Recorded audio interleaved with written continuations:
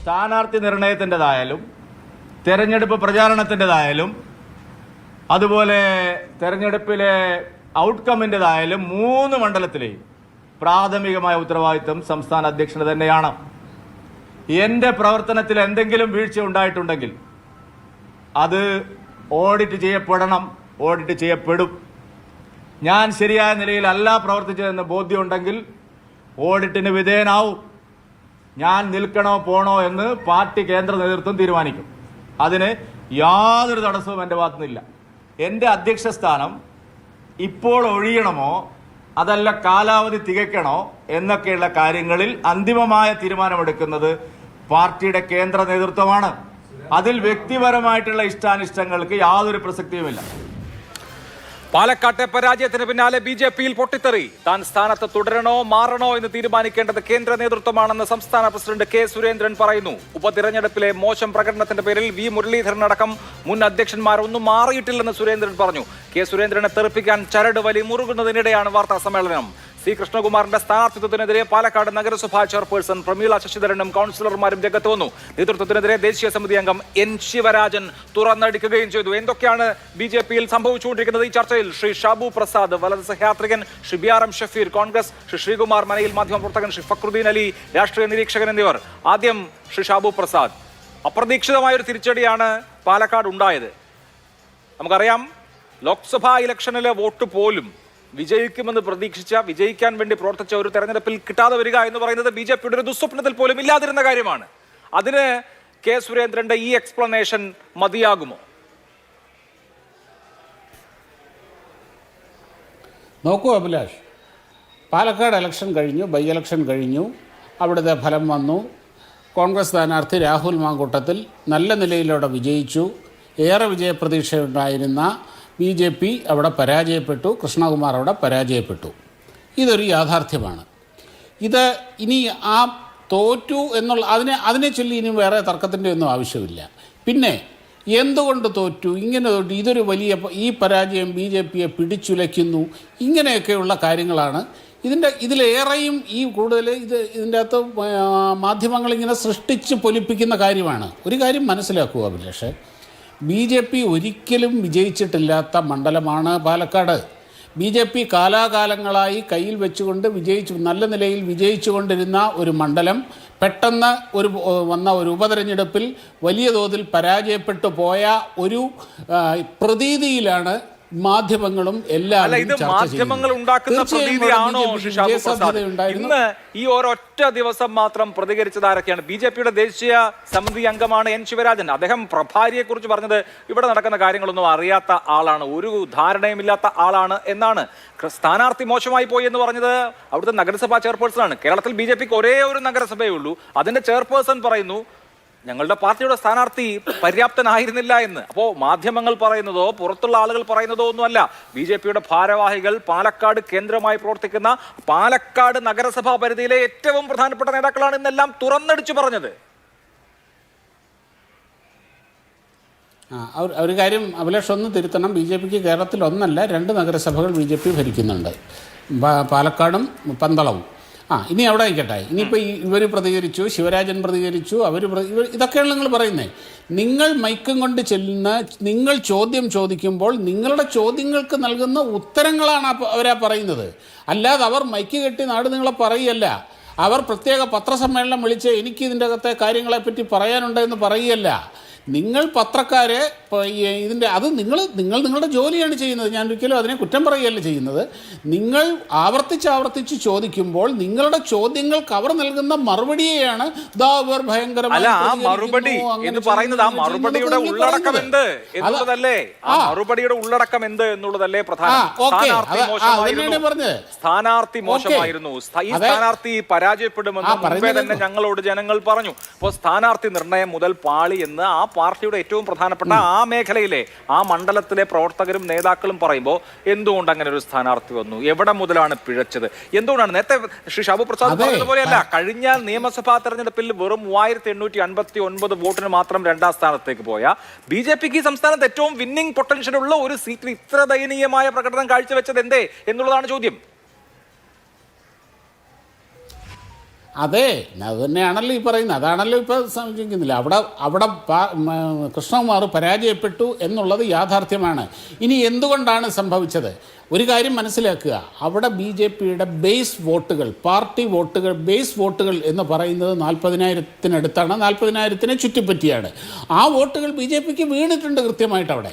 പക്ഷേ ഈ ശ്രീധരൻ സാറിന് കിട്ടിയ ആ വോട്ട്, വലിയ ആ വോട്ട്, 50,000-ത്തിന് മുകളിലുള്ള ആ വലിയ വോട്ട് കിട്ടിയിട്ടില്ല. നിഷ്പക്ഷ വോട്ടുകൾ കിട്ടിയിട്ടില്ല.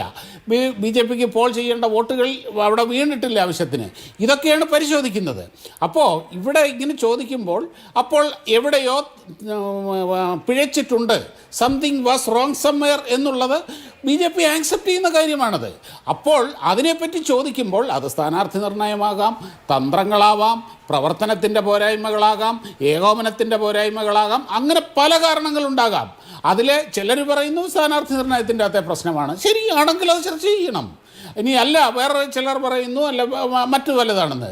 അത് നിങ്ങൾ ആവർത്തിച്ച് ചോദിക്കുമ്പോൾ അങ്ങനെയുള്ള പ്രതികരണങ്ങൾ നടത്താൻ ഇതിൻ്റെ അകത്ത് BJPയിൽ അവർക്ക് സ്വാതന്ത്ര്യമുണ്ട്. ആ സ്വാതന്ത്ര്യമാണ് അവർ ഉപയോഗിച്ചത്.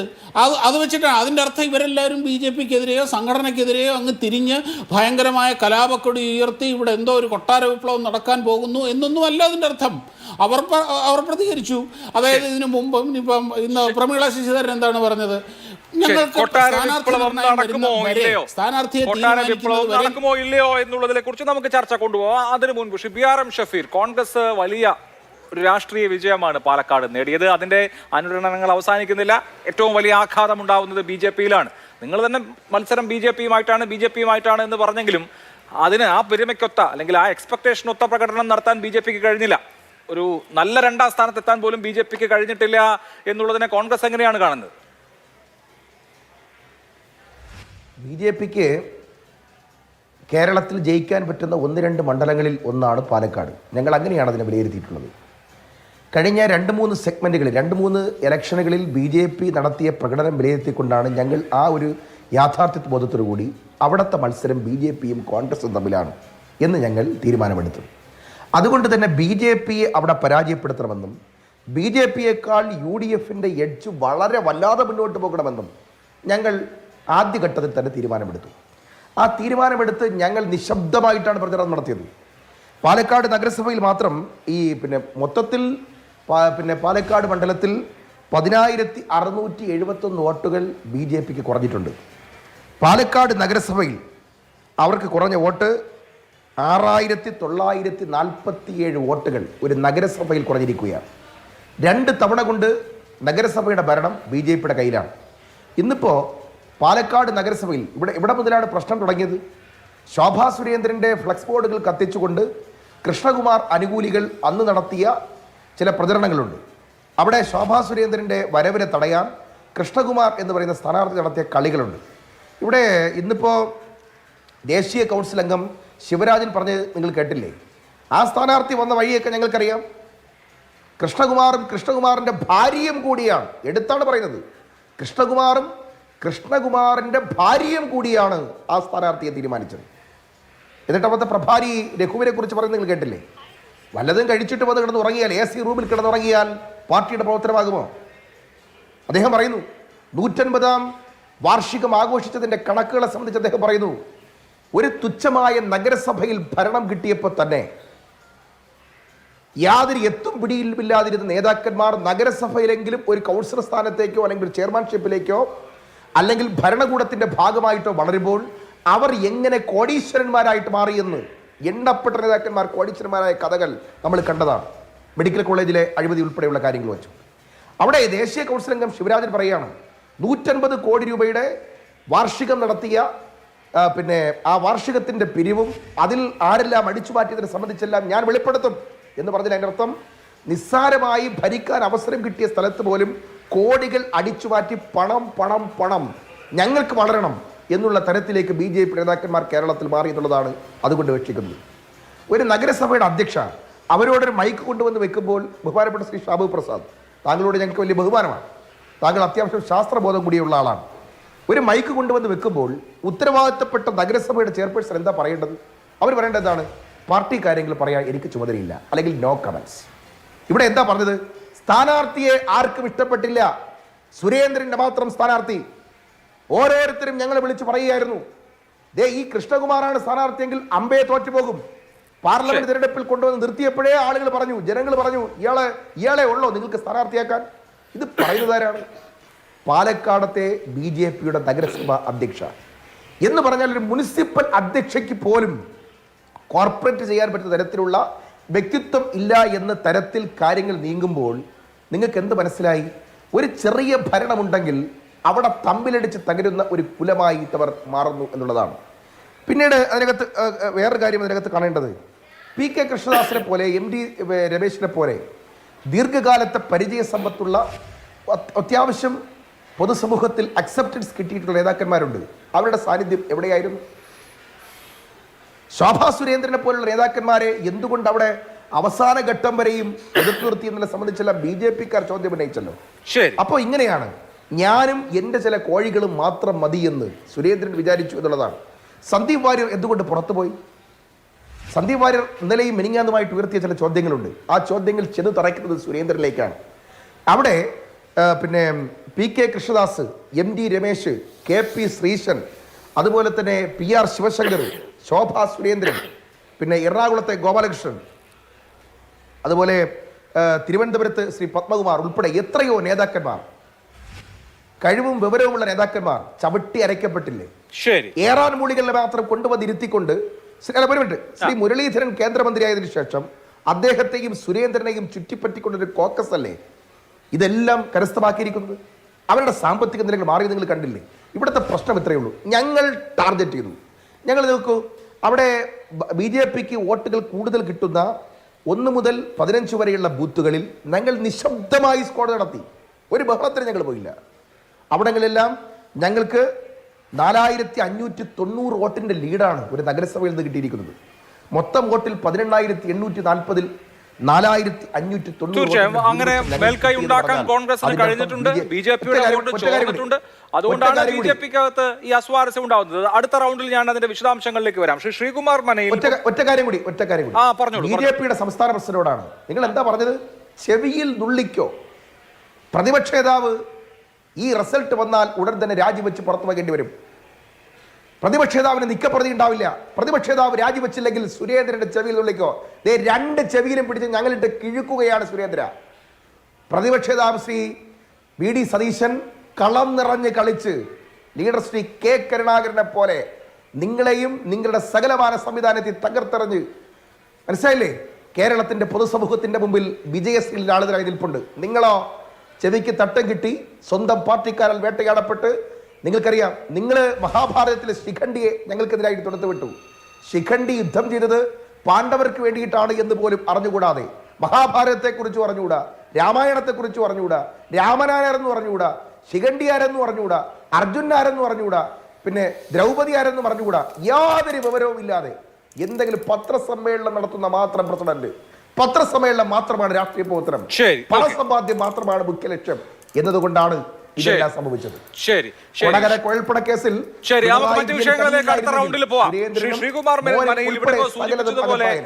പ്രതിപക്ഷ നേതാവിന് VD സതീശന് കണ്ടക ശനിയാണ്. അദ്ദേഹം ഒരു ജോത്സ്യനെ കാണുന്നത് നന്നായിരിക്കും എന്ന് പറഞ്ഞ K സുരേന്ദ്രന് ശനിയുടെയോ മറ്റോ അപഹാരമായിരിക്കുമോ? പാർട്ടിക്കകത്ത് നിന്നാണ് അദ്ദേഹത്തിനെതിരെ കലാപം വരുന്നത് എന്ന് മാത്രമല്ല, അദ്ദേഹത്തെ സാധാരണ നിലയിൽ സംരക്ഷിക്കുമെന്ന് വിചാരിക്കുന്ന ആളുകൾ പോലും സംരക്ഷണത്തിന് എത്തുന്നുമില്ല. V മുരളീധരൻ ഈ പരാജയത്തിന്റെ പാപഭാരം ഏറ്റെടുക്കാൻ തയ്യാറുമല്ല. K സുരേന്ദ്രൻ സേഫാണോ ആ പാർട്ടിയിൽ? എന്ത് തോന്നുന്നു താങ്കൾക്ക്? ഹലോ അഭിലാഷ്, കേൾക്കാമെന്ന് വിചാരിക്കുന്നു. കേൾക്കാം. അഭിലാഷ്, നമ്മളൊരു കാര്യം മനസ്സിലാക്കേണ്ടത്, കേരളത്തിൽ ഒരു നിയമസഭാ സീറ്റ് പോലും ജയിക്കാൻ പ്രാപ്തിയുള്ള ഒരു പാർട്ടിയല്ല BJP എന്ന് നമ്മൾ ആദ്യം മനസ്സിലാക്കുക. കാരണം കേരളത്തിലെ കമ്മ്യൂണൽ ഇക്വേഷൻസ്, കേരളത്തിൻ്റെ രാഷ്ട്രീയ സാമൂഹ്യ പരിസ്ഥിതികൾ ഇവയെല്ലാം വച്ച് നമ്മൾ അനലൈസ് ചെയ്യുമ്പോൾ ഒരു നിയമസഭാ സീറ്റിലും നിലവിലെ സാഹചര്യത്തിൽ വിജയിക്കാൻ കഴിയുന്ന ഒരു രാഷ്ട്രീയ പാർട്ടിയല്ല BJP. അത് പ്രധാന കാരണം എന്നുള്ളത് അതിനനുസരിച്ചുള്ള തന്ത്രങ്ങളും രാഷ്ട്രീയ തന്ത്രങ്ങളും അതിൻ്റെ അനുബന്ധ കാര്യങ്ങൾ രൂപപ്പെടുത്തിയെടുക്കാൻ കഴിയുന്ന ഒരു നേതൃത്വം കേരളത്തിൽ BJPക്കില്ല. ഞാനൊരു പണ്ടൊരു കേട്ടൊരു കഥ പറയാം. പണ്ട് പി മുകുന്ദൻ BJPയുടെ ഓർഗനൈസിംഗ് സെക്രട്ടറി ആയിരിക്കും സമയത്ത് അദ്ദേഹം BJPയുടെ കേരളത്തിലെ അവസാന വാക്കായിരുന്ന സമയത്ത് അദ്ദേഹം തമാശയ്ക്ക് ഒരു കാര്യം പറയായിരുന്നു പറഞ്ഞ് ഞാൻ കേട്ടിട്ടുണ്ട്. അത് കേട്ടറിവാണ് കേട്ടോ. കാരണം നമ്മളെന്തിനാണ് BJPക്ക് MLA ഉണ്ടാക്കുന്നത്? മറ്റു പാർട്ടികളിൽ കുറച്ച് MLA നമുക്ക് ഉണ്ടാക്കിയാൽ പോരെയെന്ന്. കാരണം BJPയിൽ MLA ഉണ്ടാക്കുന്നത് അത്ര എളുപ്പമുള്ള കാര്യമല്ല. പക്ഷേ BJPക്ക് എന്തെങ്കിലും ബന്ധപ്പെടാൻ കഴിയുന്ന തരത്തിൽ MLA CPMലും കോൺഗ്രസിലും ഒക്കെ ഉണ്ടാക്കിയാൽ പോരെ എന്നായിരുന്നു അദ്ദേഹം ചോദിച്ചതിൻ്റെ അന്തരാർത്ഥമെന്ന് പഴയൊരു BJP നേതാവ് എന്നോട് പറഞ്ഞിട്ടുണ്ട്. എനിക്കത് കേട്ടറിവാണ്. പക്ഷേ ഏറെക്കുറെ BJPയുടെ അവസ്ഥ എപ്പോഴും കേരളത്തിൽ ഇങ്ങനെ തന്നെ. എനിക്ക് തോന്നുന്നു മഞ്ചേശ്വരത്ത് പോലും BJPക്ക് ഒരു ഡയറക്റ്റ് ഫൈറ്റ് വന്നാൽ വിജയിക്കാൻ പറ്റില്ല. തൃശ്ശൂരിൽ സുരേഷ് ഗോപി വിജയിച്ചത് സുരേഷ് ഗോപി ആയതുകൊണ്ടും അതിന് രാഷ്ട്രീയേതരമായ സാഹചര്യങ്ങളുള്ളത് കൊണ്ടുമാണ്. അതുകൊണ്ട് BJPയുടെ അടിസ്ഥാന പ്രശ്നം എന്ന് പറയുന്നത് തന്നെ അവർക്ക് കേരളത്തിൽ ജയിക്കാൻ കഴിയുന്ന ഒരു സംഘടനാ സംവിധാനം, തെരഞ്ഞെടുപ്പുകളിൽ, നിയമസഭാ തെരഞ്ഞെടുപ്പുകളിൽ, ലോക്സഭാ തെരഞ്ഞെടുപ്പുകളിൽ ജയിക്കാൻ കഴിയുന്ന തരത്തിലുള്ള ഒരു സാമൂഹ്യ രാഷ്ട്രീയ സംവിധാനം രൂപപ്പെടുത്തിയെടുക്കാൻ ആ പാർട്ടിയുടെ കേരളത്തിലെ നേതാക്കൾ അശക്തരായിരുന്നു. അതാണ് അവർ നേരിടുന്ന പ്രധാന പ്രശ്നം. രണ്ടാമത്തെ കാര്യം എന്ന് പറയുന്നത് കേന്ദ്ര BJP നേതൃത്വം. നിങ്ങൾ ശ്രദ്ധിച്ച് മനസ്സിലാക്കേണ്ട കാര്യം, കേന്ദ്ര BJP നേതൃത്വത്തിന് കേരളത്തിലെ BJP നേതൃത്വത്തിൻ്റെ കഴിവില്ലായ്മയെക്കുറിച്ച് നല്ല ബോധ്യമുണ്ട്. പിന്നെ അവർ കേരളത്തിൽ ഇപ്പം എന്തുകൊണ്ട് പരിഗണിക്കുന്നു ചോദിച്ചാൽ CPM-ഉമായിട്ടുള്ള സംഘടനകളൊക്കെ ധാരാളം RSSകാരും BJPക്കാരും കൊല്ലപ്പെട്ടതിൻ്റെ ഒരു സഹതാപം അവിടെയുള്ള നേതൃത്വത്തിലുള്ളത് കൊണ്ട് ഇവരെന്ത് ചെയ്താലും അവർ പ്രത്യേകിച്ചൊന്നും പറയാറില്ല. പക്ഷേ കേരളത്തിൽ കേന്ദ്ര BJP നേതൃത്വം കേരളത്തിൽ ആഗ്രഹിക്കുന്നൊരു കാര്യമുണ്ട്. അതിന് BJPക്ക് MLA ഉണ്ടാക്കി കൊടുക്കുക, BJPക്ക് MPയെ ഉണ്ടാക്കി കൊടുക്കുക എന്നതിനേക്കാൾ അപ്പുറത്തേക്ക് കേരളത്തിൽ ഒരു കോൺഗ്രസ് UDF ഭരണം ഇനി വരാതിരിക്കുക എന്നൊരു തന്ത്രത്തിലാണ് കേന്ദ്ര BJP നേതൃത്വം ഊന്നൽ കൊടുക്കുന്നത്. സംസ്ഥാനത്ത് വലിയൊരു അട്ടിമറിയൊന്നും BJP മൂലം അല്ലെങ്കിൽ വലിയൊരു രാഷ്ട്രീയ അട്ടിമറിയൊന്നും BJPയെ കൊണ്ട് നടത്താൻ പറ്റില്ല എന്ന് ഇവിടെ വന്നു പോയിട്ടുള്ള കേന്ദ്ര BJP നേതാക്കൾ എല്ലാവരും പറഞ്ഞിട്ടുണ്ട്. അവർ റിപ്പോർട്ടും കൊടുത്തിട്ടുണ്ട്. അവർ അവസാനത്തെ ശ്രമം എന്നുള്ളതിലാണ് ക്രൈസ്തവ ഭൂരിപക്ഷത്തെ ഇതിലേക്ക് അടുപ്പിക്കാനും വഖഫ് പോലുള്ള പ്രശ്നങ്ങൾ ഉയർത്തിക്കൊണ്ടുവരാൻ ശ്രമിച്ചത്. പക്ഷെ അതൊന്നും അത്രയ്ക്ക് അങ്ങോട്ട് ഒരു ഏൽക്കുന്നൊരു മട്ടില്ല നമ്മൾ പറയുകയാണെങ്കിൽ. പക്ഷെ അതുകൊണ്ട് തന്നെ കേരളത്തിൽ ഏശിയിട്ടില്ല. അപ്പോൾ കേരളത്തിൽ ഒരു വിജയിക്കാൻ ആവശ്യമായ രാഷ്ട്രീയ സാമൂഹിക സാഹചര്യം രൂപപ്പെടുത്തിയെടുക്കുന്നതിൽ കേരളത്തിലെ BJP നേതൃത്വം അശക്തരാണ്. അവർക്കതിനുള്ള കഴിവില്ല. കോൺഗ്രസിലെയും CPMലെയും നേതാക്കളെയും BJPയുടെ നേതൃത്വം നിങ്ങളൊന്ന് കമ്പയർ ചെയ്ത് നോക്കൂ. അത്യാവശ്യം കൊള്ളാവുന്ന ഒരുത്തനായ സന്ദീപ് വാര്യരെ അവിടെ നിന്ന് നിലനിൽക്കാൻ പറ്റാതെ തള്ളി പുറത്തേക്ക് വിട്ട് അദ്ദേഹത്തിന് കോൺഗ്രസിൽ അഭയം തേടേണ്ടി വന്നു. നിങ്ങളൊന്ന് ആലോചിച്ച് നോക്കൂ. കാരണം നിങ്ങൾ ഫോർ എക്സാമ്പിൾ രാഹുൽ മാങ്കൂട്ടത്തിന് പറ്റിയ ഒരു എതിരാളിയാണോ കൃഷ്ണകുമാർ?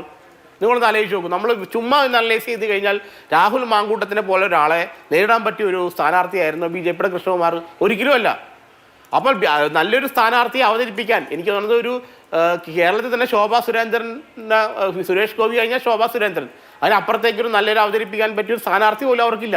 140 മണ്ഡലങ്ങളിലും ശോഭാ സുരേന്ദ്രനെയും ഈ പറയുന്ന സുരേഷ് ഗോപിയെ നിർത്തേണ്ട അവസ്ഥയാണ് അവർക്ക് BJP. ഒരുപാട് ദൗർബല്യങ്ങളെ എങ്ങനെ ഭാരതീയ ജനതാ പാർട്ടി അഭിസംബോധന ചെയ്യും എന്നുള്ളതാണ് ഇതിൽ ഏറ്റവും പ്രധാനപ്പെട്ട കാര്യം. ശ്രീ ഫക്രുദ്ദീൻ അലി പാലക്കാട് കേട്ട ഒരു കാര്യം, പാൽ സൊസൈറ്റി മുതൽ പാർലമെന്റ് വരെ ഇലക്ഷൻ ഏതുമാകട്ടെ മത്സരിക്കാൻ ഒരേ ഒരാൾ C കൃഷ്ണകുമാർ എന്നുള്ളതാണ്. അതിപ്പോ പുറത്തുള്ള ആളുകൾ ആക്ഷേപിക്കുന്നത് പോട്ടെ, ഇന്നിപ്പോ നഗരസഭാ അധ്യക്ഷയും കൗൺസിലർമാരും ഈ സെന്റിമെന്റ്സ് പങ്കുവയ്ക്കുകയാണ്. BJPയുടെ ആ മേഖലയിൽ നിന്നുള്ള ഏറ്റവും മുതിർന്ന അംഗം N ശിവരാജൻ ഈ സെന്റിമെന്റ്സ് പങ്കുവയ്ക്കുകയാണ്.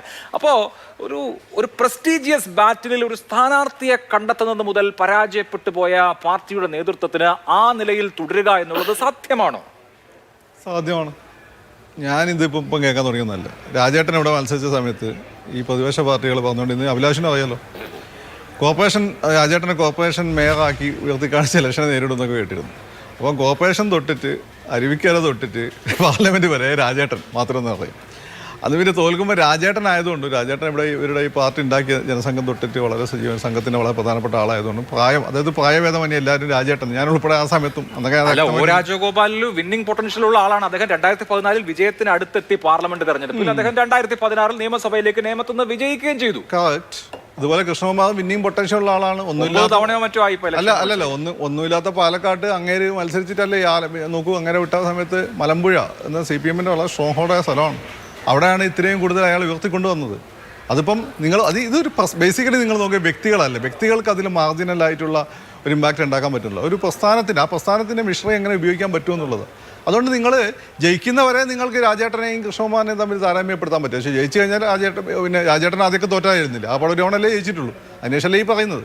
അപ്പൊ അതുകൊണ്ട് ആ പറയുന്നതിലൊന്നും കാര്യമല്ല. അല്ല, പക്ഷേ ശ്രീ ഫക്രുദ്ദീൻ, എന്റെ സംശയം ഒ രാജഗോപാലുമായി താരതമ്യം ചെയ്യാൻ പറ്റുന്ന നേതാവാണോ സി കൃഷ്ണകുമാർ? ഒന്നാമത്തെ പ്രശ്നം, പാലക്കാട് നഗരം എന്ന് പറയുന്നത് ബി.ജെ.പിയുടെ പരമ്പരാഗത ശക്തി കേന്ദ്രമാണ്. ഇപ്പോഴല്ല, ജനസംഘത്തിന്റെ കാലത്തിനും അതിനു മുമ്പേ RSSന് വളരെ അടിത്തറയുള്ള പല ഭാഗങ്ങളും പാലക്കാട് നഗരത്തിലുണ്ട്. പക്ഷെ അതൊരു നിയമസഭാ ഇലക്ഷൻ ജയിക്കാൻ തക്കവണ്ണം ഒന്നും വളർന്നിട്ടുമില്ല. അടിസ്ഥാനമുണ്ട്. അപ്പോൾ ആ അടിസ്ഥാനമുള്ള മണ്ഡലത്തിൽ പൊതു വോട്ടുകൾ കൂടി സമാഹരിക്കാൻ കഴിയുന്ന ഒരു സ്ഥാനാർത്ഥിയാണെങ്കിൽ, ഒരു പൊളിറ്റിക്കൽ ബേസ് ഉള്ള ഇടത്ത് അപ്പുറത്തുനിന്ന് കുറച്ച് വോട്ട് ക്യാൻവാസ് ചെയ്യാൻ പറ്റുന്ന ഒരാളെയല്ലേ സ്ഥാനാർത്ഥിയായിട്ട് നിർത്തേണ്ടത്? അതെ.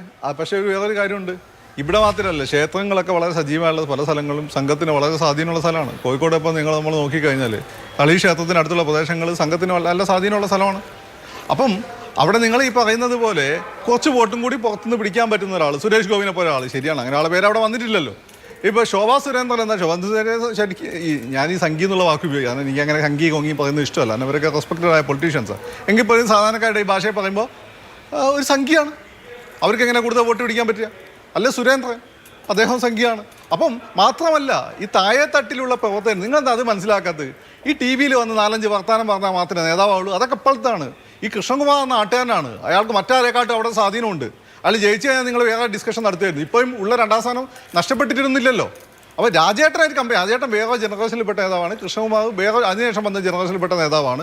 സ്വാഭാവികമായിട്ടും ഇപ്പം മുമ്പ് ഇവിടെ 4 സ്ഥലത്ത് ഇവർ അടുത്തടുത്ത് വന്ന് തോൽക്കുമ്പോൾ ഞാൻ പറയാറുണ്ടായിരുന്നു, നല്ല തിരുവനന്തപുരത്ത് കൊള്ളാവുന്ന ഒരു നായനെ നിർത്തി കഴിഞ്ഞാൽ നിങ്ങൾക്ക് ജയിച്ചുകൂടെ. കാരണം തിരുവനന്തപുരം നായനെ കഴിഞ്ഞാൽ തിരുവനന്തപുരം നായന്മാരെ കുറച്ച് വോട്ട് കൂടുതൽ കിട്ടും. അങ്ങനെ ഞാൻ പറഞ്ഞു കേട്ടിട്ടല്ല, BJPക്ക് ഇങ്ങനെ നമ്മളൊക്കെ ഇങ്ങനെ പറയുമ്പോൾ അവരൊക്കെ ആലോചിക്കുന്നുണ്ടാവില്ല. അങ്ങനെ ആയതുകൊണ്ടാണ് തോന്നുന്നു ബൈ ഇലക്ഷനിൽ പിടിച്ച് നമ്മളെ സുരേഷിനെ പിടിച്ച് നിർത്തി. അതോട് കൂടിയിട്ട് എന്ത് ചെയ്തു, ഉള്ള 2ാം സ്ഥാനം കൂടി പോയി കിട്ടി. അപ്പോൾ അങ്ങനെയുള്ള ഒരുപാട് ഫാക്ടേഴ്സ് എൻ്റെ നടുവിലുണ്ട്. അപ്പോൾ ഇത് വലിയ സംഭവം എന്നല്ല. ഇതിൽ നമ്മൾ നോക്കേണ്ട ഒരു കാര്യം, കോൺഗ്രസ്സിൽ ഒരു പ്രശ്നം ഉണ്ടാകുമ്പോൾ അതെന്ന് വെച്ചാൽ ഒരു ന്യൂക്ലിയർ എക്സ്പ്ലോഷൻ മരുഭൂമിയിൽ വെച്ച് നടത്തുന്നവർ എല്ലാവരും അറിയും. ഈ CPM-ലും BJP-യിലും ഉണ്ടാകുന്ന അണ്ടർഗ്രൗണ്ട് എക്സ്പ്ലോഷനാണ്. അതിൻ്റെ ഈ കുലുക്കം മാത്രമേ നമ്മൾ അറിയുള്ളൂ. അതാണ് ഇപ്പോൾ. ശരി, അത്രയേ ഉള്ളൂ എന്നാണ് ഫക്രുദ്ദീൻ പറയുന്നത്. ഷാബു പ്രസാദ്, ഇവിടെ സംഭവിച്ചിട്ടുള്ള കാര്യം എന്ന് പറയുന്നത്, BJP-യെ സംബന്ധിച്ച് BJP ഒരു പ്രസ്റ്റീജിയസ് യുദ്ധം നയിച്ചു, അതിൽ പരാജയപ്പെട്ടു. യുദ്ധത്തിൽ വിജയവും പരാജയവും ഒക്കെ ഉണ്ടാവും. ഇന്നിപ്പോൾ K. സുരേന്ദ്രൻ താരതമ്യം ചെയ്യുന്നത് പിറവം ഉപതെരഞ്ഞെടുപ്പിൽ മത്സരിച്ചല്ലോ. അപ്പോൾ പിറവം ഉപതെരഞ്ഞെടുപ്പിൽ മത്സരിച്ചപ്പോൾ ഞങ്ങൾക്ക് വോട്ട് കുറവാണ് ഉണ്ടായത്, അതുകൊണ്ട് അന്നത്തെ അധ്യക്ഷൻ മുരളീധരൻ രാജിവെച്ചില്ലല്ലോ എന്നാണ് അദ്ദേഹം ചോദിക്കുന്നത്. എങ്ങനെയാണ് BJPക്ക് ഒരു തരത്തിലുള്ള സ്വാധീനവും ഇല്ലാത്ത, ഒരു വോട്ട് ബേസും ഇല്ലാത്ത പിറവത്തെ പാലക്കാടുമായി താരതമ്യം ചെയ്യുക? പാലക്കാട് ഞാൻ നേരത്തെ പറഞ്ഞതുപോലെ BJPക്ക് ഈ സംസ്ഥാനത്ത് 140 നിയോജക മണ്ഡലങ്ങളിൽ ഏറ്റവും അധികം വിജയ സാധ്യതയുള്ള മണ്ഡലമാണ്. അതിന് രാഷ്ട്രീയമായ കാരണങ്ങളുണ്ട്. BJP ഭരിക്കുന്ന നഗരസഭയുണ്ട്, BJPയുടെ സ്വാധീന കേന്ദ്രങ്ങൾ ഉൾക്കൊള്ളുന്ന സ്ഥലങ്ങളുണ്ട്. പക്ഷെ നമ്മൾ ഈ വോട്ടിന്റെ പാറ്റേൺ നോക്കൂ. നഗരസഭയിലും പഞ്ചായത്തുകളിലും ഒരുപോലെ വോട്ട് കുറഞ്ഞിട്ടുണ്ട്. 6 മാസം മുമ്പ് ഇതേ കൃഷ്ണകുമാർ മത്സരിച്ച ലോക്സഭാ തെരഞ്ഞെടുപ്പിൽ അദ്ദേഹത്തിന് വിജയസാധ്യത ഇല്ലാത്ത ഘട്ടത്തിൽ കൃഷ്ണകുമാറിന് കിട്ടിയ വോട്ട് പോലും 6 മാസം കഴിഞ്ഞ് നിയമസഭയിലേക്ക് വിജയസാധ്യത ഉണ്ട് എന്ന് പറഞ്ഞ് മത്സരിക്കുമ്പോൾ കിട്ടുന്നില്ലെങ്കിൽ അവിടെ കാര്യമായ തകരാറ് സംഭവിച്ചിട്ടുണ്ട് എന്നുള്ളതാണല്ലോ അതിനർത്ഥം. അഭിലാഷ ഏതാണല്ലോ പറഞ്ഞത്. ഈ വിജയസാധ്യത ഉള്ളപ്പോൾ വോട്ട് കുറയുന്നതും വിജയസാധ്യത ഇല്ലാത്തപ്പോൾ വോട്ട് കൂടുന്നതും തമ്മിൽ അതിന് വേറൊരു സാമൂഹ്യ പശ്ചാത്തലം കൂടിയുണ്ട്. BJP വിജയിക്കാൻ സാധ്യതയുണ്ട് എന്ന ഒരു അവസ്ഥ വരുമ്പോൾ തീർച്ചയായും അവിടെ BJPയുടെ എതിരാളികൾ, പ്രത്യേകിച്ച് കേരളത്തിൽ, അവർ അതിശക്തമായി പ്രവർത്തിക്കും. അതിശക്തമായി പ്രവർത്തിച്ച് എങ്ങനെയും തോൽപ്പിക്കാനുള്ള എല്ലാ കാര്യങ്ങളും ചെയ്യും. കിട്ടിയ വോട്ട് എങ്ങനെ കുറഞ്ഞു എന്നുള്ളതാണ് ചോദ്യം. ശരി, അപ്പുറത്ത് ഏകീകരണം ഉണ്ടായി, കൂടുതൽ വോട്ട് എതിരാളികൾ കിട്ടിയത് ഈ യുക്തി അനുസരിച്ച് ശരി. പക്ഷേ കിട്ടിയ വോട്ട് എങ്ങനെ പോകും? പറയാം വെയിറ്റ്. അതേപോലെ തന്നെ അതേസമയം ചേലക്കരയിൽ BJP ഒരു ശക്തമായ ഒരു എതിരാളിയാണെന്ന് ആരും കണക്കാക്കിയിട്ട് തന്നെ ഇല്ല. അവിടെ നന്നായിട്ട് വർക്ക് ചെയ്തു. BJP എത്ര വേണേൽ കൊണ്ടുപോട്ടെ എന്നുള്ള രീതിയിലായിരിക്കണം. BJP എതിരാളിയായിട്ട് കണ്ടിട്ടില്ല. അവിടെ സ്വാഭാവികമായിട്ട് വോട്ട് കൂടുകയും ചെയ്തു. അതുകൊണ്ട് തന്നെ അവിടെ വോട്ട് കൂടുകയും ചെയ്തു. പിന്നെ അഭിലാഷ് ചോദിച്ചാൽ കിട്ടിയ വോട്ട് എവിടെ പോയി എന്നുള്ളതാണല്ലോ പ്രശ്നം. ഇവിടെ ഇത്തവണ ഇപ്പം കഴിഞ്ഞ പല ചർച്ചകളിലും ഞാൻ പറഞ്ഞു, രാഷ്ട്രീയ പാർട്ടികളും സ്ഥാനാർത്ഥികളും മാധ്യമങ്ങളും എല്ലാം ഈ തെരഞ്ഞെടുപ്പിനെ വലിയ ഒരു ഹൈ പ്രൊഫൈൽ തെരഞ്ഞെടുപ്പാക്കി മാറ്റിയെങ്കിലും ജനങ്ങൾ ആഫ്റ്റർ ഓൾ ഇതിനെ ഒരു സാധാരണ ഉപതെരഞ്ഞെടുപ്പായിട്ട് മാത്രമാണ് എടുത്തിരിക്കുന്നത്. അതായത് കേരളത്തിലെ പൊളിറ്റിക്കൽ ഇക്വേഷൻസിന് ഒരു മാറ്റവും വരുത്താത്ത, ഒരു തരത്തിലുള്ള സ്വാധീനവും ഇല്ലാത്ത, അടുത്ത 1.5 വർഷത്തേക്ക് മാത്രം ഒരു MLA തിരഞ്ഞെടുക്കുന്ന വെറും ഒരു സാധാരണ ഉപതെരഞ്ഞെടുപ്പായിട്ട് മാത്രമേ ജനങ്ങൾ ഇതിനെ കണ്ടിട്ടുള്ളൂ. അപ്പം അതുകൊണ്ട് തന്നെയാണ് ഇവിടെ 7% വോട്ട് കുറഞ്ഞു ടോട്ടൽ പോളിങ്ങിൽ. ഒരു സാധാരണ ഒരു പൊതു തെരഞ്ഞെടുപ്പ് സംസ്ഥാനം ആര് ഭരിക്കണം അല്ലെ കേന്ദ്രം ആര് ഭരിക്കണം എന്നൊക്കെ തീരുമാനിക്കപ്പെടുന്ന ഒരു തെരഞ്ഞെടുപ്പിൽ കൂടുതൽ പോളിംഗ് ഉണ്ടാകും. ആൾക്കാർ ദൂരെ നിന്നാണെങ്കിലും സ്റ്റുഡൻസ് ആണെങ്കിലും അവിടെ നിന്നും ഇവിടുന്ന് ഒക്കെ വന്ന് വോട്ട് ചെയ്യും, അവരെ കൊണ്ട് വോട്ട് ചെയ്യിക്കാൻ ശ്രമിക്കുകയും ചെയ്യും. എന്നാൽ ഇത്തവണത്തെ ആ ജനങ്ങൾ പാർട്ടികൾ രാഷ്ട്രീയ പാർട്ടികൾ ശ്രമിച്ചിട്ടുണ്ടാകും, ആ ഒരു റെസ്പോൺസ് ഉണ്ടായിട്ടില്ല. അല്ല, ജനറലി പോളിംഗ് കുറയുമ്പോൾ അതിന് ആനുപാതികമായി എല്ലാവർക്കും കുറയണ്ടേ? ഇവിടെ UDF-ന്റെ വോട്ട് കൂടി, പോട്ടെ LDF-ന്റെ വോട്ടും കൂടി. LDF-ന്റെയും UDF-ന്റെയും വോട്ട് കൂടിയപ്പോ ഡിക്ലൈൻ ഉണ്ടായത് BJP-ക്ക് മാത്രമാണ്. അപ്പൊ ഈ പോളിംഗ് ശതമാനത്തിലെ കുറവ് എന്തുകൊണ്ടാണ് BJP-യെ മാത്രം ബാധിക്കുന്നത്? ഇത് മാത്രമല്ല, പിക്ചറിലേ ഇല്ല എന്ന് വരുത്തിയ LDF-ന് വോട്ട് ഷെയർ വർദ്ധിപ്പിക്കാൻ കഴിഞ്ഞു. പറയുന്നത് കേൾക്കുമോ അഭിലാഷേ? ഇവിടെ ഈ 7% കുറഞ്ഞ വോട്ടുകൾ, ആ വോട്ടുകൾ ബഹുഭൂരിപക്ഷവും BJP-യുടേതാണ് എന്നാണ് എൻ്റെ വിശ്വാസം. കാരണം എന്താണെന്ന് വെച്ച് കഴിഞ്ഞാൽ BJP-ക്ക് ലഭിക്കേണ്ടിയിരുന്ന അതായത് എന്നാൽ ആക്റ്റീവ് BJP അല്ലാത്ത, അതായത് BJP-യുടെ കേഡർ വോട്ടുകൾ അല്ലാത്ത എന്നാൽ BJP-ക്ക് ലഭിക്കേണ്ടിയിരുന്ന വോട്ടുകൾ, അതായത് കഴിഞ്ഞ തവണ ശ്രീധരൻ സാറിനൊക്കെ ലഭിച്ച വോട്ടുകൾ, ആ വോട്ടുകളാണ് ഈ കുറഞ്ഞ 7%-ന്റെ സിംഹഭാഗവും എന്നാണ് എൻ്റെ ഒരു ഒബ്സർവേഷൻ. എന്നാൽ അതേസമയം ഇവർക്ക് കൂടുതൽ വോട്ട് കിട്ടുകയും ചെയ്തിട്ടുണ്ട്. കാരണം BJP-യുടെ ബേസ് വോട്ട് BJP-ക്ക് ലഭിച്ചിട്ടുണ്ട്. BJP-യുടെ ബേസ് വോട്ടുകൾ അതെങ്ങും പോയിട്ടില്ല, അത് BJP-ക്ക് ലഭിക്കുകയും ചെയ്തിട്ടുണ്ട്. അതേസമയം ഈ പൊതുസമൂഹത്തിൽ നിന്ന് കിട്ടേണ്ട വലിയൊരു ശതമാനം കുറേ വോട്ടുകൾ BJP നഷ്ടപ്പെട്ടു പോയിട്ടുണ്ട്. പൊതുസമൂഹത്തിൽ നിന്ന് കിട്ടേണ്ട ആ ഒരു കുറേ വോട്ടുകൾ ഈ പറഞ്ഞ പോലെ കോൺഗ്രസിനും CPM-നും പോയിട്ടുമുണ്ട്. ഇനി മറ്റൊന്ന്, ഇവിടെ ഈ സ്ഥാനാർത്ഥി നിർണയത്തിൻ്റെ കാര്യം പറയുന്നു. ഒരേ സ്ഥാനാർത്ഥി എന്ന് പറയുന്നു. ഒരു കാര്യമുണ്ട്, ഒരു സ്ഥാനാർത്ഥി ഇപ്പോൾ BJP-യുടെ ഒരു പക്ഷേ ആ തന്ത്രം പാളിയിട്ടുണ്ടാകാം, എങ്കിലും ഞാൻ പറയാം അവരെ എന്തുകൊണ്ട് കൃഷ്ണകുമാറിനെ നിർത്തി എന്നുള്ളതിൻ്റേത്. എന്താണെന്ന് വെച്ച് കഴിഞ്ഞാൽ ആ കൃഷ്ണകുമാർ ആ പാലക്കാട്ട് ജനിച്ച് വളർന്ന് അവിടെ പിച്ച വെച്ച് വളർന്ന് ആ പാലക്കാടിൻ്റെ ഓരോ ഹൃദയത്തുടിപ്പുകളും അറിയാവുന്ന ഒരു വ്യക്തിയാണ്. അങ്ങനെയുള്ള ഒരാളാവണ്ടേ അവിടുത്തെ MLA എന്ന് ഒരു പാർട്ടി കരുതിയാൽ, ആ പാർട്ടി തീരുമാനിച്ചാൽ അതിനെ എങ്ങനെ കുറ്റം പറയാൻ പറ്റും? ആ പാലക്കാടിൻ്റെ ആ മണ്ണിനെ റെപ്രസെൻ്റ് ചെയ്യേണ്ടത് ആ പാലക്കാട് അവിടെ നിന്ന് തന്നെയുള്ള അവിടെ തന്നെ പ്രവർത്തിച്ച് പരിചയമുള്ള ഒരാളായിരിക്കണം എന്നുള്ളതാണ് കൃഷ്ണകുമാറിൻ്റെ കൺസിഡറേഷൻ. അതുമാത്രമല്ല, ഇവിടെ ബഹുമാനപ്പെട്ട ഫക്രുദ്ദീൻ അലി പറഞ്ഞു, കൃഷ്ണകുമാർ എന്ന് ആലോചിച്ച് നോക്കൂ, ഇടത് കോട്ടയായ ആ എല്ലാ അർത്ഥത്തിലും ഒരു പാർട്ടി ഗ്രാമം തന്നെയായ മലമ്പുഴയിൽ പോയി സാക്ഷാൽ VS അച്യുതാനന്ദനെ പോലെയുള്ള ഒരു സ്റ്റൽവാർട്ടിനോട് മത്സരിച്ച് അവിടെ BJP-യെ 2ാം സ്ഥാനത്ത് എത്തിച്ച ആളാണ്, വളരെ ശക്തമായ സാന്നിധ്യം അറിയിച്ച ആളാണ്. അങ്ങനെയുള്ള കൃഷ്ണകുമാർ ഒരു മോശം സ്ഥാനാർത്ഥിയാണ് എന്ന്, അല്ലെങ്കിൽ BJP-യുടെ ആ സെലക്ഷൻ മോശം. ഇപ്പം അത് വേറെ കാര്യം, ആ സെലക്ഷൻ്റെ കാരണങ്ങൾ നോക്കുകയാണെങ്കിൽ അത് പൂർണ്ണമായും ശരി തന്നെയാണെന്നാണ് നമുക്ക് വിശ്വസിക്കേണ്ടി വരും. പക്ഷേ ഇപ്പോൾ റിസൾട്ടിൻ്റെ അകത്ത് വന്നു, അവിടെ പക്ഷേ മോശമായി പോയി. എന്തുകൊണ്ട് എന്ന് സ്വാഭാവികമായും പാർട്ടികൾ ആലോചിക്കും.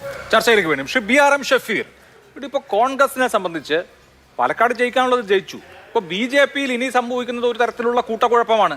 കാരണം നേതൃത്വത്തിനെതിരെ പല ആളുകൾ രംഗത്ത് വരുന്നു, ചില ആളുകൾ ഫേസ്ബുക്ക് കുറിപ്പുകൾ എഴുതുന്നു, പരോക്ഷമായി കുത്തുവാക്കുകൾ പറയുന്ന ഒരു അസ്വാരസ്യമുണ്ട്. BJP നോക്കൂ, 6 മാസം മുമ്പ് തൃശ്ശൂർ ലോക്സഭാ സീറ്റ് നേടിയ 20% വോട്ട് വിഹിതം വർദ്ധിപ്പിച്ച അവരുടെ ചരിത്രത്തിലെ ഏറ്റവും മികച്ച പ്രകടനം കാഴ്ചവെച്ച് നിൽക്കുന്ന സമയത്തിന് ശേഷമുള്ള ഘട്ടത്തിലാണ് ഇത് സംഭവിക്കുന്നത്. സ്വാഭാവികമായും ഇത് മുമ്പോട്ട് ഏത് നിലയിൽ പോകുമെന്നറിയില്ല. അത് BJP-യെ ദോഷമായി ബാധിച്ചാൽ, അവരുടെ സംഘടനാ സംവിധാനം കുറെ കൂടി കുത്തഴിഞ്ഞു പോയാൽ, അടുത്ത നിയമസഭാ തെരഞ്ഞെടുപ്പ് വരുമ്പോൾ നിങ്ങൾക്ക് നേട്ടമാണോ കോട്ടമാണോ ഉണ്ടാവുക? ഭരണവിരുദ്ധ വോട്ടുകൾ ഒരുപക്ഷെ കോൺഗ്രസിലേക്കും BJP-യിലേക്കും 2ആയി പകുത്തു പോകാനുള്ള സാധ്യത അപ്പോൾ കുറയുമായിരിക്കും. അപ്പോഴും അത് നേട്ടമാണോ കോട്ടമാണോ എന്ന് ഉറപ്പിച്ചു പറയാൻ പറ്റില്ല. കഴിഞ്ഞ ലോക്സഭാ തെരഞ്ഞെടുപ്പും പാലക്കാട് നടന്ന ഉപതെരഞ്ഞെടുപ്പും വിലയിരുത്തുമ്പോൾ പ്രാഥമികമായിട്ട് വിലയിരുത്തുമ്പോൾ ഈ BJP-യുടെ ഒരു കടന്നുവരവ്, നരേന്ദ്രമോദിക്കൊരു പ്രഭാവമുണ്ടായിരുന്ന ആ തുടക്കകാലത്ത് കോൺഗ്രസിൻ്റെ അടിസ്ഥാന വോട്ടുകളിൽ, ഭൂരിപക്ഷ സമുദായത്തിൻ്റെ വോട്ടുകളിൽ ഒരു വല്ലാത്ത വ്യതിയാനം ഉണ്ടായിരുന്നു. ഞങ്ങൾക്ക് അത് ആദ്യഘട്ടത്തിൽ കണ്ടെത്താനും പറ്റിയില്ല. ഞങ്ങൾ അതിനെക്കുറിച്ച് കൃത്യമായി പഠിച്ചപ്പോൾ ഭൂരിപക്ഷ സമുദായത്തിൽ നിന്നും ഒരു വോട്ടൊഴുക്ക് BJP-യിലേക്ക് ഉണ്ടെന്ന് മനസ്സിലാക്കിയപ്പോൾ ഞങ്ങൾ അതിന് മറുതന്ത്രങ്ങൾ കൃത്യമായിട്ട് പറ്റി. ഈ പാലക്കാട് ഉപതെരഞ്ഞെടുപ്പിൻ്റെ റിസൾട്ട് നിങ്ങളെടുത്ത് നോക്ക്. RSSന് ഏറ്റവും കൂടുതൽ വോട്ട് വിഹിതം നൽകുന്ന മൂത്താന്തറയിൽ വരെ കോൺഗ്രസ് കയറിയിട്ടുണ്ട്. ഭൂരിപക്ഷ സമുദായത്തിൻ്റെ വോട്ട് ബേസുകൾ ഉണ്ടായിരുന്ന ആ കമ്മ്യൂണിറ്റിക്ക് സ്വാധീനമുള്ള സ്ഥലങ്ങളും ബൂത്തുകളും നിങ്ങളെടുത്ത് പരിശോധിക്കുക. കോൺഗ്രസ് 15 കൊല്ലത്തിന് ശേഷം അതിലേക്ക് തിരിച്ചു വന്നിട്ടുണ്ട്. എന്താണ് മാറ്റം? മാറ്റം ഭൂരിപക്ഷ സമൂഹത്തിൻ്റെ ഇടയിൽ പോലും കോൺഗ്രസ് ആണ് നല്ലത് CPM-നെ പരാജയപ്പെടുത്താൻ എന്നൊരു തോന്നൽ നമുക്ക് സൃഷ്ടിക്കാൻ കഴിഞ്ഞു. യഥാർത്ഥത്തിൽ സുരേന്ദ്രൻ്റെ പരാജയം എന്താണെന്നറിയോ? മറ്റെല്ലാ സ്റ്റേറ്റുകളിലും അവർ കോൺഗ്രസ് വിരോധമാണ്, അല്ലെങ്കിൽ കോൺഗ്രസ് മുക്ത ഭാരത് എന്ന് പറയുന്ന മുദ്രാവാക്യമാണ് അവർ ഉയർത്തിപ്പിടിക്കുകയാണ്. എന്നാൽ കേരളത്തിലെ സാഹചര്യത്തിൽ അതല്ല. എന്തുകൊണ്ടാണെന്നറിയോ? കഴിഞ്ഞ പാർലമെന്റ് തിരഞ്ഞെടുപ്പിൽ BJP മുന്നോട്ട് വന്നു. എവിടെയൊക്കെയാണ് മുന്നോട്ട് വന്നത് അഭിലാഷേ? 1 ആലപ്പുഴ, 2 ആറ്റിങ്ങൽ, 3 തൃശ്ശൂരിലെ അന്തിക്കാട് ഉൾപ്പെടെയുള്ള പ്രദേശങ്ങൾ. അങ്ങനെ നിങ്ങൾ ഒരു സെഗ്മെന്റ് നിങ്ങളെടുത്ത് പരിശോധിച്ച് നോക്കും. ആ പരിശോധിക്കുമ്പോൾ നിങ്ങൾക്ക് കൃത്യമായിട്ട് മനസ്സിലാവും കോൺഗ്രസിന്റെ വോട്ട് ബേസുകളിലേക്ക് BJPക്ക് പാർലമെന്റ് തിരഞ്ഞെടുപ്പിൽ കയറാൻ പറ്റിയിട്ടില്ല. എന്നാൽ അവർ പാർലമെന്റിൽ പയറ്റിയ തന്ത്രത്തിന്റെ ഫലമായി ഇടതുപക്ഷത്തിന്റെ വോട്ട് ബേസിലേക്ക് കയറാൻ ശ്രമിച്ചപ്പോൾ ഇടതുപക്ഷം ദുർബലപ്പെടുകയും അവിടെ BJP വല്ലാതെ വളരുകയും ചെയ്തു. ഉദാഹരണം, 34,000-ൽ പരം വോട്ടിന്റെ ഭൂരിപക്ഷത്തിൽ ജയിച്ച അസംബ്ലി മണ്ഡലമാണ് ആറ്റിങ്ങൽ അസംബ്ലി മണ്ഡലം. അതൊരു SC/ST മണ്ഡലമാണ്. ആ മണ്ഡലം B സത്യൻ ജയിക്കുന്നത് 43,000 വോട്ടിന്. കഴിഞ്ഞ കാലങ്ങൾ ഈ കഴിഞ്ഞ തിരഞ്ഞെടുപ്പിൽ ഞങ്ങളിവിടെ പരിശോധിക്കുമ്പോൾ അവിടെ BJP CPM-ന്റെ വോട്ട് ബേസിനെ ഒന്നാകെ വിഴുങ്ങാൻ പറ്റി. നിങ്ങൾ നോക്ക്, ആലപ്പുഴയിൽ അമ്പലപ്പുഴ, കായംകുളം ഉൾപ്പെടെ നിങ്ങൾ വോട്ട് ബേസ് പരിശോധിച്ച് നോക്ക്.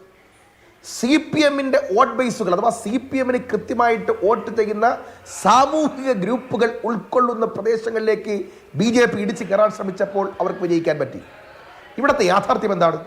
ഐക്യ ജനാധിപത്യ മുന്നണിയെ കേരളത്തിൽ നിലനിർത്തുന്ന വോട്ട് ബേസിലേക്ക് കയറാൻ ശ്രമിച്ചപ്പോഴെല്ലാം പരാജയപ്പെട്ടു പോയിട്ടുണ്ട്.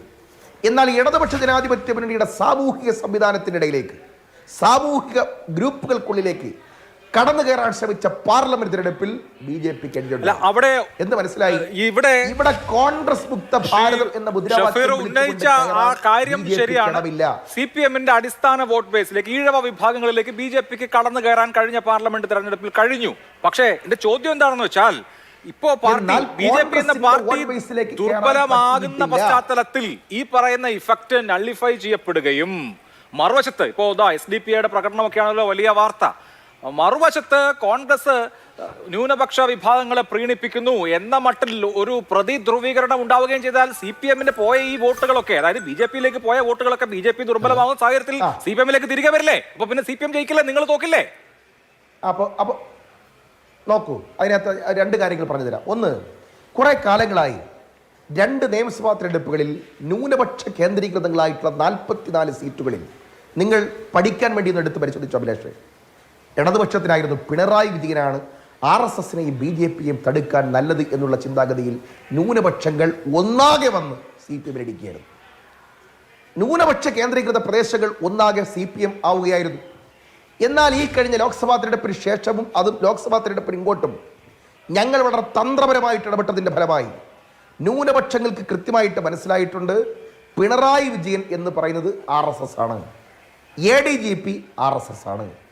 പിണറായി വിജയൻ്റെ PR ടീം പത്രസമ്മേളനം കൈകാര്യം ചെയ്തത് RSS ആണ്. ചീഫ് സെക്രട്ടറിമാർ RSS ആണ്. പിന്നെ അണ്ടർ സെക്രട്ടറിമാർ RSS-ന് വേണ്ടിയിട്ട് പ്രവർത്തിച്ച് ഹിന്ദു ഗ്രൂപ്പും മുസ്ലിം ഗ്രൂപ്പും വാട്സപ്പ് ഗ്രൂപ്പുകളും ഉണ്ടാക്കുന്നവരാണ്. RSS-ന്റെ നിയന്ത്രണത്തിൽ RSS-ന്റെ രണ്ടാമത്തെ ആൾ ഹൊസബലയുമായി ചർച്ച ചെയ്യാൻ പിണറായി ADGP-യാണ് വിടുന്നത്.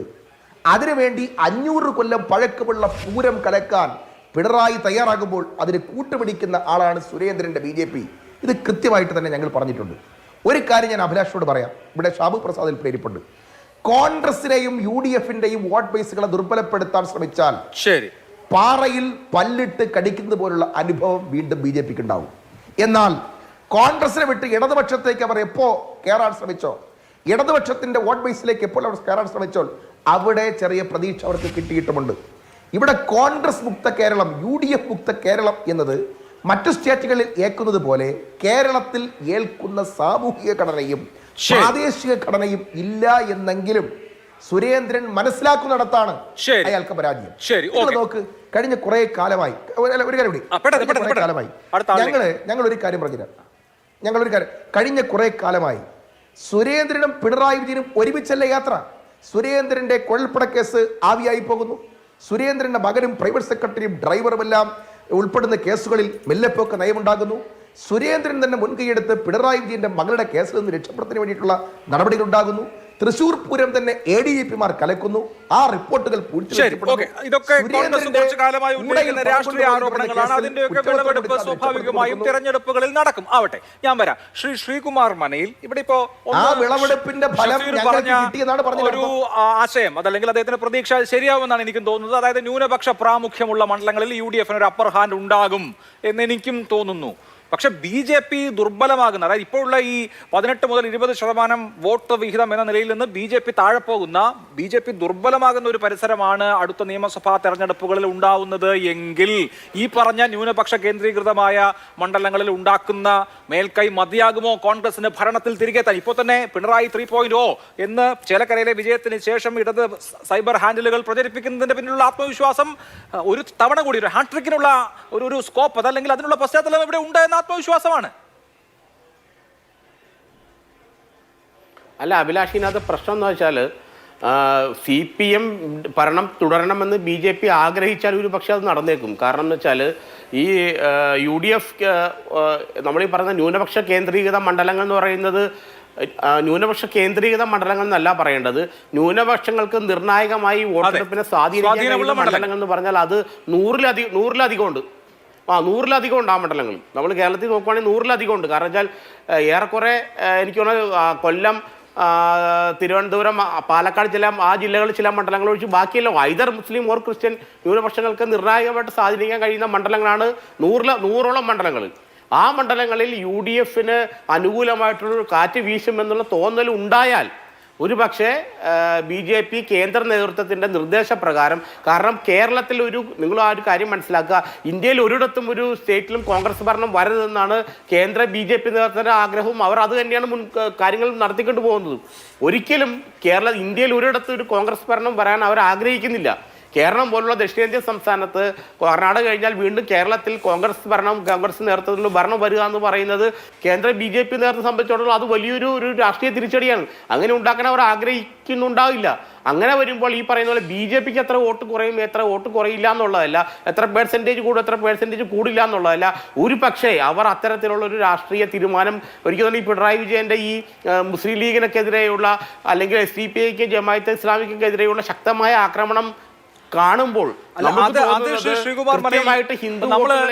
കഴിഞ്ഞ തെരഞ്ഞെടുപ്പുകൾ എടുത്താലും ഇപ്പോ 2021 നിയമസഭാ തെരഞ്ഞെടുപ്പിന് മുമ്പ് 2020 പഞ്ചായത്ത് തെരഞ്ഞെടുപ്പ് ഘട്ടത്തിലാണ് കോടിയേരി ബാലകൃഷ്ണൻ, ഹസൻ, കുഞ്ഞാലിക്കുട്ടി, അമീർ പരാമർശം നടത്തുന്നത്. എന്ന് പറഞ്ഞാൽ അന്നും വെൽഫെയർ പാർട്ടി ബന്ധത്തിന്, വെൽഫെയർ പാർട്ടി SDPI വിഷയം കഴിഞ്ഞ നിയമസഭാ തെരഞ്ഞെടുപ്പിലും അതിന് മുമ്പ് നടന്ന പഞ്ചായത്ത് തെരഞ്ഞെടുപ്പിലും ഇതേപോലെ അല്ലെങ്കിൽ ഇതിനേക്കാൾ തീവ്രമായി ഉന്നയിച്ചിട്ടുണ്ട് CPM. പോട്ടെ, 2011 തെരഞ്ഞെടുപ്പിന്റെ സമയത്താണ് കുഞ്ഞാലിക്കുട്ടി, കുഞ്ഞുമാണി, കുഞ്ഞുഞ്ഞു ഭരണം വേണമെന്ന് VS അച്യുതാനന്ദൻ ചോദിക്കുന്നത്. അപ്പോൾ ഇത് പുതുതായി എന്തോ ഇപ്പോൾ ആദ്യമായിട്ട് CPM വെൽഫെയർ പാർട്ടിയെ വിമർശിക്കാൻ തുടങ്ങി, ഇപ്പോൾ CPM SDPI വിമർശിക്കാൻ തുടങ്ങി, ഇപ്പോൾ ലീഗിനെ വിമർശിക്കാൻ തുടങ്ങി എന്നുള്ളതായിട്ട് കാണണോ? അവരുടെ സ്ഥിരമായി എടുക്കുന്ന സമീപനത്തിന് അപ്പുറത്ത് എന്തെങ്കിലും പുതുമേതിലുണ്ടോ? ഇല്ല. അത് നിങ്ങളെ അതിൻ്റെ ന്യൂയാൻസസിലേക്ക് പോകാത്തതുകൊണ്ടാണ്. 2021 ഇലക്ഷനിൽ CPM അത് പറഞ്ഞ് എന്തിനാണെന്ന് നിങ്ങൾക്കറിയാമോ?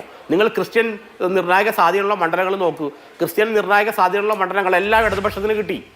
കോട്ടയം ജില്ലയിലടക്കം നിങ്ങൾ നോക്കൂ. അപ്പോൾ ഈ പ്രത്യേകിച്ച് കേരള കോൺഗ്രസ് മാണി ഗ്രൂപ്പ് ഇടതുപക്ഷത്തേക്ക് ചേർന്നതിനെ തുടർന്ന് ക്രൈസ്തവ വോട്ടുകളിന്മേൽ CPMന് നിയന്ത്രണം കിട്ടി.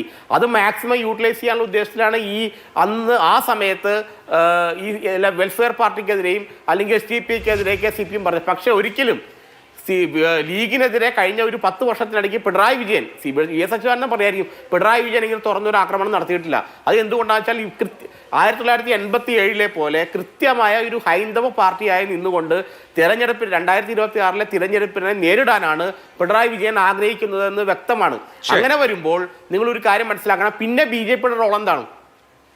ആ ക്വസ്റ്റൻ അവിടെ ഉയർന്നു വരുന്നത് വളരെ വളരെ വളരെ സീരിയസ് ആയിട്ട് നമ്മൾ ആലോചിക്കേണ്ട ക്വസ്റ്റനാണ്. ഒരു കൃത്യമായ ഹിന്ദു പാർട്ടിയായി നിന്നുകൊണ്ട് 2026 തെരഞ്ഞെടുപ്പിനെ നേരിടാൻ CPM പിണറായി വിജയൻ ആഗ്രഹിക്കുമ്പോൾ പിന്നെ എന്തായിരിക്കും അവിടെ BJPയുടെ റോൾ എന്നുള്ളതാണ് ജനാധിപത്യ കേരളം ചർച്ച ചെയ്യേണ്ടതെന്നുള്ളതാണ് എൻ്റെ അഭിപ്രായം.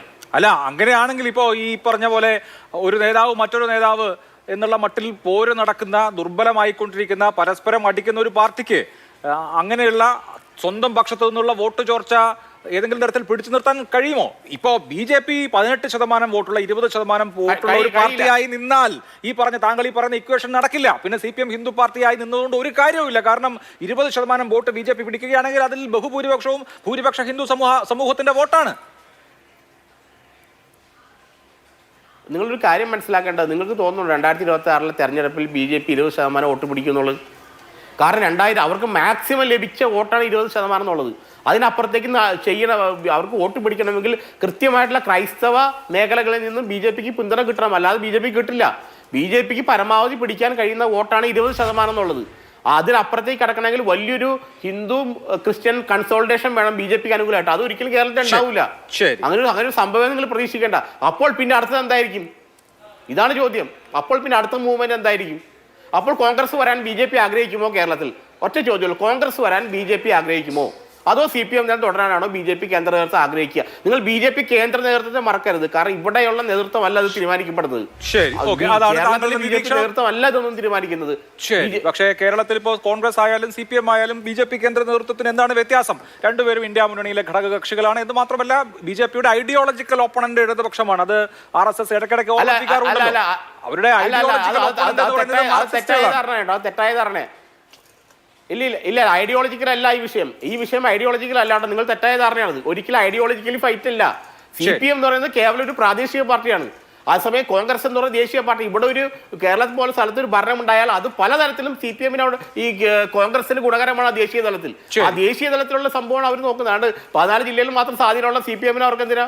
ശരി, ഓക്കെ. ശ്രീ ഫക്രുദ്ദീൻ അലി, ഈ പറഞ്ഞ രാഷ്ട്രീയം, അതായത് BJP കേരളത്തിൽ ദുർബലമാവുകയാണ് എങ്കിൽ കഴിഞ്ഞ ലോക്സഭാ തെരഞ്ഞെടുപ്പിൽ BJPക്ക് കിട്ടിയ വോട്ടുകൾ സ്വാഭാവികമായും കിട്ടില്ല. തൃശ്ശൂർ അടക്കം കിട്ടില്ല. ഈ പറഞ്ഞ ആറ്റിങ്ങലിലും ആലപ്പുഴയിലും ഒന്നും കിട്ടില്ല. ആ വോട്ടുകൾ എങ്ങോട്ട് പോകാനാണ് സാധ്യത? ഇവിടെ പറഞ്ഞ ഈ സെനാരിയോ താങ്കൾ അങ്ങനെ കാണുന്നുണ്ടോ? കേരളത്തിൽ BJP കഴിഞ്ഞ നിയമസഭാ തെരഞ്ഞെടുപ്പിലേതിന് സമാനമായി ഒരു 10% വോട്ടിലേക്ക് ചുരുങ്ങുക, അതായത് അവരുടെ ബേസ് വോട്ടിലേക്ക്, അവരുടെ കേഡർ വോട്ടിലേക്ക് ചുരുങ്ങുക, ഹിന്ദു ജനസാമാന്യത്തിന്റെ വോട്ട് CPM-ലേക്ക്, ഇടതു മുന്നണിയിലേക്ക് മൈഗ്രേറ്റ് ചെയ്യുക എന്നൊരു സാഹചര്യം താങ്കൾ എക്സ്പെക്ട് ചെയ്യുന്നുണ്ടോ?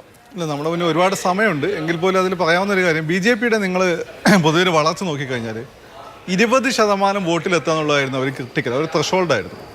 ഇവിടെ കർണാടകയിലൊക്കെ ഈ 20% വന്നതിന് ശേഷം അവർ ഭീകരമായി പിടിച്ചു കയറിയിട്ടുണ്ട്. ഇവിടെ അവർക്ക് 20% കിട്ടിയിട്ടുണ്ട് കഴിഞ്ഞ ലോക്സഭാ ഇലക്ഷനിൽ. ഇനി രണ്ടാമത്തെ ചോദ്യം, ഈ 20% നിലനിർത്താൻ പറ്റുമെന്നുള്ളതാണ്.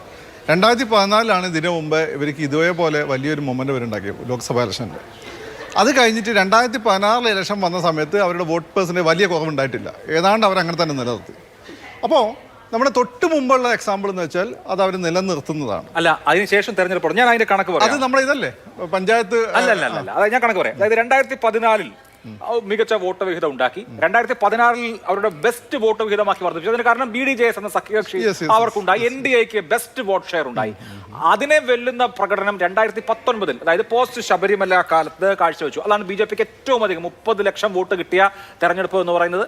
അതായത് ഈ തൊട്ട് മുമ്പത്തെ തെരഞ്ഞെടുപ്പിനെ അപേക്ഷിച്ച് ഏറ്റവും അധികം വോട്ട് കിട്ടിയ തെരഞ്ഞെടുപ്പ് ഈ പറഞ്ഞ 2019 തെരഞ്ഞെടുപ്പാണ്. അപ്പം ഇപ്പോൾ ഫക്രുദ്ദീനെ പോലുള്ള ആളുകൾ വിചാരിച്ചു 30 ലക്ഷം വോട്ട് എന്ന ഒരു സൈക്കോളജിക്കൽ മാർക്കിൽ BJP എത്തിയിരിക്കുന്നു, ഇത് മുമ്പോട്ടാണ് പോവാന്ന്. 2021 അടുത്ത കഴിഞ്ഞ നിയമസഭാ തെരഞ്ഞെടുപ്പ് വന്നപ്പോൾ എന്താ സംഭവിച്ചത്? ഈ പറഞ്ഞ വോട്ട് കുത്തനെ താഴേക്ക് പോയി. 30 ലക്ഷത്തിൽ നിന്ന് 25 ലക്ഷത്തിലേക്ക് താഴെ പോയി. ഇപ്പൊ പാലക്കാട് നമ്മൾ എന്താണോ കണ്ടത് അത് കേരള വ്യാപകമായി ആവർത്തിച്ചത് മാത്രമല്ല, കോട്ടയം, കണ്ണൂർ പോലെയുള്ള ജില്ലകളിൽ BJPയുടെ വോട്ട് പെർസെന്റ് 10 താഴെ പോയി. അപ്പൊ ഇത് കേരളത്തിൽ, അതായത് ലോക്സഭാ ഇലക്ഷനിൽ ഉയരുകയും 16% വരെ ഉയരുകയും പിന്നെ 11% താഴുകയും ചെയ്തത് നമ്മുടെ കൺമുമ്പിൽ 5 വർഷം മുമ്പ് നടന്നതാണ്. അതല്ലേ ഇനിയും സംഭവിക്കുക? ഞാൻ പറഞ്ഞോട്ടെ. ഒന്നാമത്തെ കാര്യം, കഴിഞ്ഞ തവണ നിയമസഭാ ഇലക്ഷൻ, പഞ്ചായത്ത് ഇലക്ഷൻ നടക്കുന്നത് കോവിഡ് സിനാരിയോയിലാണ്. നമ്മുടെ സാധാരണ കാണുന്ന ഇത്തരം ഒരു സാഹചര്യം നമ്മൾ കണ്ടിട്ടില്ല. അപ്പോൾ ആ കോവിഡ് സിനാരിയോയുടെ ഏറ്റവും വലിയ പ്രശ്നം ആ ഗവൺമെൻറ് ഭേദപ്പെട്ട രീതിയിൽ പെർഫോം ചെയ്തു എന്ന് ജനങ്ങൾക്ക് ഒരുപാട് ആരോപണങ്ങൾ, ഒരുപക്ഷെ സ്വർണ്ണക്കള്ളക്കടത്തൊക്കെ ആയിട്ട് ബന്ധപ്പെട്ട് ഇതുവരെ വരാത്ത ആരോപണങ്ങൾ വന്നു. പക്ഷേ ഓരോ ആളുകളുടെ വീട്ടിലും കിറ്റും മറ്റു കാര്യങ്ങളും എത്തി പെർഫോം ചെയ്യുന്ന ഒരു ഗവൺമെൻറ് ഉണ്ട്, പേടിക്കേണ്ട എന്നുള്ളൊരു ഫീൽ നാട്ടുകാർക്കുണ്ടായി. അതിൻ്റെ വില UDF BJP ഒരേപോലെ കൊടുക്കേണ്ടി വന്നിട്ടുണ്ട്. ഇവിടെ നമ്മൾ കണ്ടത് എന്താ? മാറി ഇവർ രണ്ടുപേരും അധികാരത്തിൽ വരുന്നല്ലേ? ആ സിനോരിയ കഴിഞ്ഞ തവണ തെറ്റി. 2, BJP 20% വോട്ട് നേടി അതിൽ മുന്നോട്ട് പോയി കല്യാൺ സിംഗ് മന്ത്രിസഭ രൂപീകരിച്ച ശേഷവും ബാബറി മസ്ജിദ് അനന്തര കാലഘട്ടത്തിൽ BJP 10 സീറ്റ് താഴെ പോയി. UP 10 സീറ്റ് താഴെ പോയ BJP ആണ്. അന്ന് കോൺഗ്രസ് 20, എനിക്ക് 2009 കോൺഗ്രസ് 20 മറ്റോ സീറ്റ് കിട്ടിയിട്ടുണ്ട്. ആ BJP ആണ് പിന്നെ അവിടെ 80 സീറ്റ് പിടിച്ചത്. അപ്പോൾ നമ്മളൊരു ഇവരുടെ ഒരു ഹിസ്റ്ററി എടുത്ത് നോക്കിക്കഴിഞ്ഞാൽ ഇവർക്ക് നമ്മുടെ മുന്നിലുള്ള ആടലോടകവും തമ്മിലുള്ള വ്യത്യാസമുണ്ട്. അല്ല നമുക്ക് മുന്നിലുള്ള എക്സാമ്പിൾ വെച്ചല്ലേ സംസാരിക്കാൻ പറ്റും. അല്ല അഭിലാഷ് പറഞ്ഞ കേരളത്തിലെ എക്സാമ്പിൾ ഞാൻ പറഞ്ഞു. കോവിഡ് സിനാരിയോ എന്തുകൊണ്ടാണ് കോൺഗ്രസിനെ പറ്റി? കോൺഗ്രസ് അത്ര മോശമായിരുന്നു ആ സമയത്ത്. പക്ഷെ കോൺഗ്രസ് ശരിയാണ്, തൊട്ടു മുമ്പത്തെ പാർലമെന്റ് തെരഞ്ഞെടുപ്പിനെ അപേക്ഷിച്ച് വോട്ട് കുറഞ്ഞെങ്കിലും 2016 നിയമസഭാ ഇലക്ഷനെ കമ്പയർ ചെയ്യുകയാണെങ്കിൽ കോൺഗ്രസിന്റെ വോട്ട് വീതം ചെറുതായിട്ട് കൂടിയാണ് ചെയ്തത്. 82 ലക്ഷം വോട്ട് കഴിഞ്ഞ നിയമസഭാ തെരഞ്ഞെടുപ്പിൽ കോൺഗ്രസിനെ സംബന്ധിച്ച് നമ്മൾ നോക്കുമ്പോൾ ഇവിടെ ഭരിച്ച പാർട്ടിയാണ്, സ്വാതന്ത്ര്യകാലം ഇന്ത്യ ഏറ്റവും കൂടുതൽ ഭരിച്ച പാർട്ടിയാണ്, ഇവിടെ വെൽ എസ്റ്റാബ്ലിഷ്ഡ് ആയിട്ടുള്ള പാർട്ടിയാണ്. ആ പാർട്ടിയെ സംബന്ധിച്ചിടത്തോളം വോട്ട് വീതമല്ല, കേരളത്തിന്റെ രീതി അനുസരിച്ച് അവർ അധികാരത്തിൽ വരേണ്ടതാണ്. അത്രമാത്രം നെഗറ്റീവായിട്ടുള്ള പ്രശ്നങ്ങളും അന്ന് ഈ ചാനൽ ഡിബേറ്റുകളൊക്കെ വന്നതാണ്. പക്ഷേ വന്നിട്ടില്ല. അവിടെയാണ് BJPയുടെ വോട്ട് വീതം ഈ കുറഞ്ഞു വരുന്നത്. പക്ഷേ പിന്നെ ഇപ്പം വന്നിട്ട് അവർ വോട്ട് വീതം കൂടിയിട്ടുണ്ട്. അപ്പോൾ ഇനി നമുക്ക് മറിച്ചൊരു അഭിപ്രായം പറയണ പഞ്ചായത്ത് ഇലക്ഷൻ വരട്ടെ എന്നുള്ളതേ അതിൽ പറയാൻ പറ്റുള്ളൂ. അല്ലാതെ നമുക്ക് ചാടിക്കത് പൊളിറ്റിക്കലായിട്ട് അഭിപ്രായം പറയാൻ പറ്റില്ല. ഷാബു പ്രസാദ്, കേരളത്തിലെ BJP നേരിടുന്നത് ഒരു എക്സിസ്റ്റൻഷ്യൽ ക്രൈസിസ് അല്ലേ, ഒരു അസ്തിത്വ പ്രതിസന്ധിയല്ലേ? കാരണം വോട്ട് വിഹിതം കൂട്ടി പതുക്കെ വളരാം എന്നൊരു സാഹചര്യത്തിൽ നിന്ന് ഇതുപോലെ വീഴ്ചകൾ ഉണ്ടാകുന്നു. അത് നമ്മൾ 2019 നേട്ടമുണ്ടാക്കിയതിനു ശേഷം 2021 വീഴുന്നത് കണ്ടു. ഇതിപ്പോൾ 2024 ഒരു നേട്ടം ഉണ്ടാക്കിയിട്ട് ഈ വർഷം തന്നെ ഒരു വീഴ്ച നമ്മൾ കാണുന്നു. ഇനി അടുത്ത കൊല്ലം തെരഞ്ഞെടുപ്പ് പഞ്ചായത്തിലേക്ക് നടക്കുന്നു, അതിനുശേഷം നിയമസഭയിലേക്ക് നടക്കുന്നു. BJPയെ സംബന്ധിച്ച് ഇവിടെ രണ്ട് പ്രബല സുഘടിതരായ രണ്ട് മുന്നണികൾ നിൽക്കുന്നു എന്നുള്ളതുകൊണ്ട് പാടാണ് കാലുറപ്പിക്കാൻ എന്ന അടിസ്ഥാന വസ്തുതയുണ്ട്. ഇനി എന്തൊക്കെ പറഞ്ഞാലും അതുകൊണ്ട് സുരേന്ദ്രൻ മാറി ഇനിയിപ്പോൾ വേറൊരാൾ വന്നാലും BJPയെ സംബന്ധിച്ച് ഈ രാഷ്ട്രീയ സാഹചര്യത്തിൽ മാറ്റം ഉണ്ടാവില്ല എന്നുള്ളതല്ലേ നമ്മൾ അടിസ്ഥാനപരമായി മനസ്സിലാക്കേണ്ട വസ്തുത. അഭിലാഷിൻ്റെ ചോദ്യത്തിലേക്ക് ഞാൻ വരാം. ക്ലിയറായിട്ട് തന്നെ പറയാം. അതിനു മുമ്പ് ഞാൻ ബഹുമാനപ്പെട്ട BRM ഷഫീറിനോടൊന്ന് പ്രതികരിച്ചോട്ടെ. അദ്ദേഹം ഇവിടെ പറഞ്ഞ കുറച്ച് കാര്യങ്ങൾ നിരത്തി പറഞ്ഞത്, അതായത് ഒരിക്കലും UDFൻ്റെ കോട്ടകളിൽ, UDFൻ്റെ ശക്തി കേന്ദ്രങ്ങളിൽ BJPക്ക് ഒന്നും ചെയ്യാൻ കഴിയില്ല. CPMൻ്റെയും ഇടതുപക്ഷത്തിൻ്റെയും കോട്ടകളിൽ വിള്ളലുണ്ടാക്കാൻ ശ്രമിച്ചാൽ, അവിടേക്ക് കടന്നു കയറാൻ ശ്രമിച്ചാൽ BJPക്ക് ഒരു പരിധിവരെ വിജയിച്ചേക്കാൻ കഴിയും. അതിന് കുറേ തെളിവുകളും അദ്ദേഹം നിരത്തി. അപ്പോൾ ഞാൻ അദ്ദേഹത്തിനെ ഓർമ്മിപ്പിക്കാൻ ആഗ്രഹിക്കുന്ന ഒരു കാര്യം എന്താണെന്ന് വെച്ചാൽ, കേരളത്തിൽ നിന്ന് താമര ചിഹ്നത്തിൽ പാർലമെൻറ്റിലേക്ക് ആദ്യമായി ഒരു MP തിരഞ്ഞെടുക്കപ്പെട്ടത്, അതും 75,000 വോട്ടിൻ്റെ ഭൂരിപക്ഷത്തിൽ വിജയിച്ചത് കോൺഗ്രസിൻ്റെ ഉരുക്കുകോട്ടയായ തൃശ്ശൂരിൽ നിന്നാണ്. കോൺഗ്രസ് ഹോൾഡ് ചെയ്തിരുന്ന സീറ്റിൽ കോൺഗ്രസ് മൂന്നാം സ്ഥാനത്തേക്ക് തള്ളിക്കൊണ്ടാണ് അവിടെ BJP വിജയിച്ചത്. എൻ്റെ ഓർമ്മ ശരിയാണെങ്കിൽ 2004 ഒഴിച്ച് അവിടെ നിന്ന് ഈ തൃശ്ശൂരിൽ നിന്ന് കോൺഗ്രസ് മാത്രമേ, UDF മാത്രമേ വിജയിച്ചിട്ടുള്ളൂ. അത്രമാത്രം UDFൻ്റെ ഒരു സുരക്ഷിത മണ്ഡലമായ UDF 2014 ഓക്കെ, അങ്ങനെ ഒന്നല്ല അതാ ഞാൻ പറഞ്ഞു. ഓക്കെ ശരി. അങ്ങനെയുള്ള ആ തൃശ്ശൂരിൽ നിന്നാണ് കേരളത്തിൽ നിന്ന് താമര ചിഹ്നത്തിൽ ആ BJPക്ക് ഒരു MP ഉണ്ടായത് എന്നത് അദ്ദേഹത്തെ ഞാൻ വിനീതമായി ഒന്ന് ഓർമ്മിപ്പിക്കുകയാണ്. അതുപോലെ തന്നെ ദേശീയ തലത്തിൽ നോക്കിയാലും കോൺഗ്രസ് തകർന്നു പോയ സംസ്ഥാനം, പൂർണ്ണമായി ഇല്ലാതായി കോൺഗ്രസ് എത്രയോ സംസ്ഥാനങ്ങളിൽ. ഇപ്പം UP, ബീഹാർ, ഇപ്പോൾ മഹാരാഷ്ട്ര, ഇങ്ങനെയുള്ള സ്ഥലങ്ങളിൽ കോൺഗ്രസ് ഇല്ലാതായി. അവിടെയെല്ലാം BJP കോൺഗ്രസിനെ നേരിട്ട് കൊണ്ടാണ്, കോൺഗ്രസിനെ തകർത്തുകൊണ്ട് തന്നെയാണ് വിജയിച്ചത്. കേരളത്തിലെ സാഹചര്യം വ്യത്യസ്തമാണെന്ന് നിങ്ങൾ പറയുമായിരിക്കും. ശരിയുമാണ്, അതൊരു പരിധിവരെ ശരിയുമാണ്. ഇപ്പോൾ ഇവിടെ അഭിലാഷ് പറഞ്ഞത് ഒരു 100% യാഥാർത്ഥ്യമായുള്ള കാര്യമാണ്. ഇവിടെ അതിശക്തമായ രണ്ട് മുന്നണികളുടെ നടുവിൽ നിന്നുകൊണ്ട് വേണം, ഈ രണ്ടുപേരോടും ഒരേപോലെ ഫൈറ്റ് ചെയ്തുകൊണ്ട് വേണം BJPക്ക് മുമ്പോട്ട് വരാൻ. It's a hard nut to crack, it's a fact. ഞാനത് 100% അത് അംഗീകരിക്കുന്നു. BJPക്കും തീർച്ചയായും ആ ബോധ്യമുണ്ട്. കാര്യം ആ ഒരു സാഹചര്യം. പിന്നെ മറ്റൊന്ന് പറഞ്ഞാൽ കേരളത്തിലെ ഈ അതിശക്തമായിട്ടുള്ള ആ കമ്മ്യൂണൽ പൊളിറ്റിക്സ്, ഇത് നമ്മൾ എത്ര നിഷേധിച്ചാലും ശരി, എത്ര കേരളം മതേതരത്വത്തിൻ്റെ സ്വർഗഭൂമിയാണെന്നൊക്കെ എത്ര ഉദ്ഘോഷിച്ചാലും ശരി, ഇവിടെ രാഷ്ട്രീയ സമവാക്യങ്ങളും ജയാപജയങ്ങളും ഒക്കെ തീരുമാനിക്കുന്നത് മതജാതി താല്പര്യങ്ങൾ തന്നെയാണ് എന്നുള്ളത് ഒരു പകൽ പോലെയുള്ള യാഥാർത്ഥ്യമാണത്. അങ്ങനെയുള്ള ഈ വലിയ യാഥാർത്ഥ്യങ്ങളുടെ നടുവിൽ നിന്നുകൊണ്ടാണ് BJP 20%, 35 ലക്ഷം വോട്ട് വരെ നേടിക്കൊണ്ട് ഈ കേരളത്തിലെ കോൺഗ്രസും CPMും കഴിഞ്ഞാൽ ഏറ്റവും ശക്തമായ രാഷ്ട്രീയ പാർട്ടിയായി മാറിയത്. അത് നിഷേധിക്കാൻ കഴിയുമോ ആർക്കെങ്കിലും? കേരളത്തിൽ CPM-ഉം കോൺഗ്രസും കഴിഞ്ഞാൽ ഏറ്റവും കൂടുതൽ വോട്ട് ക്വാണ്ടമുള്ള, ഏറ്റവും അധികം വോട്ട് ഷെയറുള്ള, ഏറ്റവും ശക്തമായ അടിത്തറയുള്ള രാഷ്ട്രീയ പാർട്ടി BJP ആണ് എന്നുള്ള കാര്യത്തിൽ ആർക്കും ഇവിടെ തർക്കമുണ്ടാവും തോന്നില്ല. ഈ യാഥാർത്ഥ്യങ്ങളെ മുഴുവനും ഈ യാഥാർത്ഥ്യങ്ങളിലൂടെ, ഈ ഹാർഡ്ഷിപ്പുകളിലൂടെ നീന്തി തുഴഞ്ഞ് തന്നെയാണ്, കഠിനാധ്വാനം ചെയ്ത് തന്നെയാണ്, തോറ്റ് അപമാനിക്കപ്പെട്ട് തന്നെയാണ്, അങ്ങനെ തന്നെയാണ് BJP ഇവിടം വരെ എത്തിയത്. അതുമായിട്ടൊക്കെ കമ്പയർ ചെയ്യുമ്പോൾ ഈ തോൽവി എന്ന് പറഞ്ഞാൽ ഒരു തോൽവിയാണ്. തോൽവി ഓൾവേസ് അതായത് തോൽവി എന്ന് പറയുന്നത് എപ്പോഴും തോൽവി തന്നെയാണത്.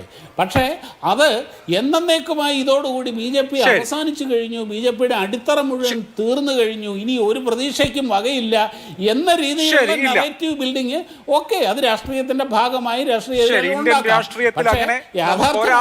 എഴുതിത്തള്ളാൻ കഴിയില്ല. ഇന്ത്യൻ രാഷ്ട്രീയത്തിൻ്റെ ഒരു രീതി അങ്ങനെയാണ്, ആർക്കും എപ്പോഴും എമർജ് ചെയ്യാം. അത് തന്നെയാണ് നമ്മുടെ രാഷ്ട്രീയ ചരിത്രം പറയുന്നത്. ആരെയും എഴുതിത്തള്ളുന്നില്ല. BRM ഷഫീർ, കഴിഞ്ഞ നിയമസഭാ പഞ്ചായത്ത് തെരഞ്ഞെടുപ്പുകൾ ഒന്നെടുക്കൂ, 4 വർഷം മുമ്പേക്കൊന്ന് പോകൂ. അന്ന് പ്രധാനമായി 2 ചർച്ചാ വിഷയങ്ങൾ, ഒന്ന് ഹഗിയ സോഫിയ വിഷയം, പിന്നെ 80-20 ന്യൂനപക്ഷ സ്കോളർഷിപ്പിലെ വിഷയം. ക്രിസ്ത്യൻ മുസ്ലിം ന്യൂനപക്ഷങ്ങൾക്കിടയിൽ അവിശ്വാസം ഉണ്ടാക്കിയ 2 വിഷയങ്ങളായിരുന്നു സജീവമായി ചർച്ചയായി. ഇപ്പം നമ്മൾ 4 കൊല്ലം കഴിഞ്ഞു, 5-ാമത്തെ കൊല്ലം ഒരു തെരഞ്ഞെടുപ്പിലേക്ക് പോവാണ്. ഇപ്പം നോക്കൂ, വഖഫ് വിഷയം വളരെ സജീവമായി ചർച്ചകളിലുണ്ട്. അതൊരു സാമൂഹ്യ അസ്വാരസ്യത്തിന് വഴി തെളിച്ചിട്ടുണ്ട്, നമുക്കറിയാമല്ലോ.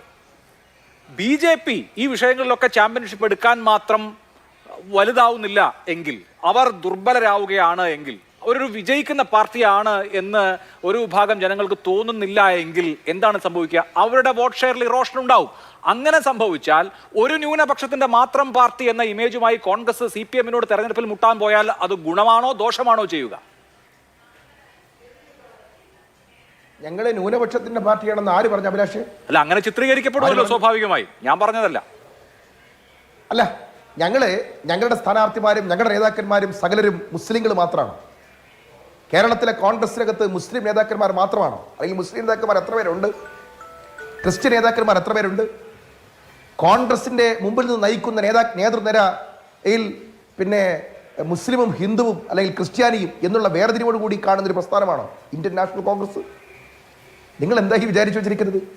ഞങ്ങളെ സംബന്ധിച്ചിടത്തോളം കാലാകാലങ്ങളിൽ ഞങ്ങൾക്ക് ഇതിനേക്കാൾ വലിയ വൈതരണികൾ വന്നിട്ടുണ്ട്. ഒരു ഉദാഹരണം നിങ്ങളോട് പറയാം. ഈ തെരഞ്ഞെടുപ്പിൽ പിണറായി വിജയന്റെ ഒരു കൗശലം നിങ്ങളോട് പറഞ്ഞുതരാം. തെരഞ്ഞെടുപ്പിന്റെ 2ാം ഘട്ടം നടക്കുന്നു. 4500-ൽ പരം ക്രിസ്ത്യൻ വോട്ടുകൾ പാലക്കാട്ടുണ്ട്. ആ വോട്ടുകൾ ഒന്നുകിൽ BJP-യിലേക്ക് പോകണം, അല്ലെങ്കിൽ CPM-ലേക്ക് പോകണം. സാധാരണഗതിയിൽ ആ 4000 വോട്ടും UDF-നാണ് കിട്ടുക. എങ്ങനെ പൊളിക്കാം എന്നതിനെ സംബന്ധിച്ച് പിണറായിയുടെ ദുഷ്ടബുദ്ധികൾ ആലോചിക്കണം.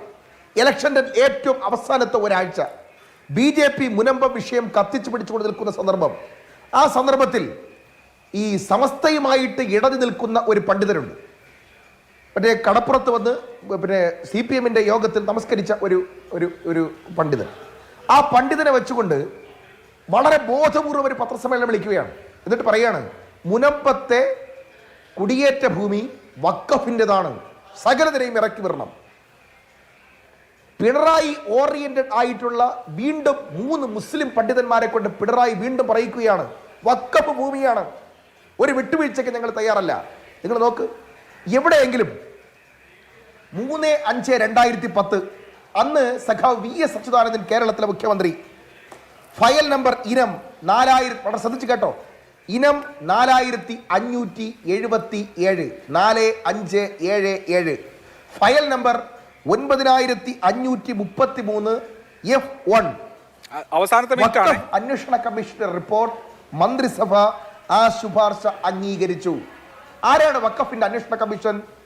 പിന്നെ VS അച്യുതാനന്ദന്റെ സർക്കാർ രൂപീകരിച്ച അന്വേഷണ കമ്മീഷൻ. എന്താ ശുപാർശ? ആ ശുപാർശ, ആ റിപ്പോർട്ട് മന്ത്രിസഭ അപ്പാടെ അംഗീകരിച്ചു. എന്ന് പറഞ്ഞാൽ മുനമ്പത്തെ ഭൂമി വഖഫിൻ്റെതാണെന്നും തിരിച്ചു പിടിക്കാനുള്ള നിയമപരമായ നടപടികൾ സ്വീകരിക്കണമെന്നുമുള്ള ശുപാർശ മന്ത്രിസഭ അംഗീകരിച്ചു. ഏത് മന്ത്രിസഭ? അച്യുതാനന്ദന്റെ മന്ത്രിസഭ. ഏത് കാലം? 3/5/2010. നിങ്ങൾക്ക് എന്ത് മനസ്സിലായി? വളരെ പ്രധാനപ്പെട്ട ഈ മുനമ്പം വിഷയം ഉണ്ടാക്കിയത് തന്നെ VS അച്യുതാനന്ദന്റെ കാലത്താണെന്നുള്ള കാര്യം മറച്ചു വെച്ചുകൊണ്ട് കോൺഗ്രസിന് കിട്ടുന്ന ക്രിസ്ത്യൻ വോട്ട് എങ്ങനെയെങ്കിലും ഡൈവേർട്ട് ചെയ്യാൻ ഇടതുപക്ഷ അനുഭാവമുള്ള പണ്ഡിതനെ കൊണ്ട് അടിച്ചു. ഞങ്ങൾ എന്ത് ചെയ്തെന്നറിയോ? ഞങ്ങൾ പാണക്കാട് തങ്ങളോട് വിളിച്ച് കാര്യം പറഞ്ഞു. പാണക്കാട് തങ്ങൾ, പരിണിതപ്രജ്ഞനായ സെക്കുലർ ആയിട്ടുള്ള പാണക്കാട് തങ്ങൾ നേരിട്ട് 12 ക്രിസ്ത്യൻ പിതാക്കന്മാരുടെ കൗൺസിൽ യോഗം കൂടുന്ന സ്ഥലത്ത് വന്നിട്ട് നിലപാട് പ്രഖ്യാപിച്ചു. ഒരാളെയും ഇറക്കി വിടില്ല തീരുമാനിച്ചു. നിയമപരമായ പോരാട്ടം ആവശ്യമാണെങ്കിൽ അതിന് പിന്തുണ പ്രഖ്യാപിച്ചു. സാധാരണക്കാരുടെ കുടികിടപ്പ് അവകാശത്തെ മാനിക്കുന്നു എന്ന് പറഞ്ഞു. ആ ഒറ്റ അടിയിൽ മുനമ്പം തീർന്നില്ലേ? ഞാൻ പറഞ്ഞത് BJPയും CPMും ഒന്നാകെ ചേർത്ത് വെച്ചുകൊണ്ട് സമൂഹത്തിൽ വർഗീയത ഉണ്ടാക്കാൻ ശ്രമിക്കുമ്പോൾ ഞങ്ങൾക്കും ഉണ്ടാകുമല്ലോ മറുതന്ത്രം. ശരി, അതിന് മറുതന്ത്രം ഉണ്ടാവും സ്വാഭാവികമായും എന്നുള്ളതാണ് UDFന്റെ ആത്മവിശ്വാസം. എന്തായാലും വഖഫ് വിഷയം ഈ തെരഞ്ഞെടുപ്പിൽ ഒരു തരത്തിലുള്ള ഇമ്പാക്റ്റും ഉണ്ടാക്കിയിട്ടില്ല എന്നുള്ളത് നമുക്ക് ആ റിസൾട്ട് വിശദമായി പരിശോധിക്കുമ്പോൾ വ്യക്തവുമാണ്. അപ്പോൾ ഡിവിസീവ് അല്ലാത്ത കൂടുതൽ കൺസ്ട്രക്റ്റീവായ വിഷയങ്ങളിലേക്ക് അടുത്ത തെരഞ്ഞെടുപ്പ് പോകട്ടെ എന്ന് നമുക്ക് ഈ ഘട്ടത്തിൽ ആശിക്കുകയും ആശംസിക്കുകയും ചെയ്യാം. വളരെ നന്ദി എൻ്റെ എല്ലാ പാനലിസ്റ്റുകൾക്കും. സൂപ്പർ പ്രൈം ടൈം അവസാനിക്കുന്നു. നമസ്കാരം.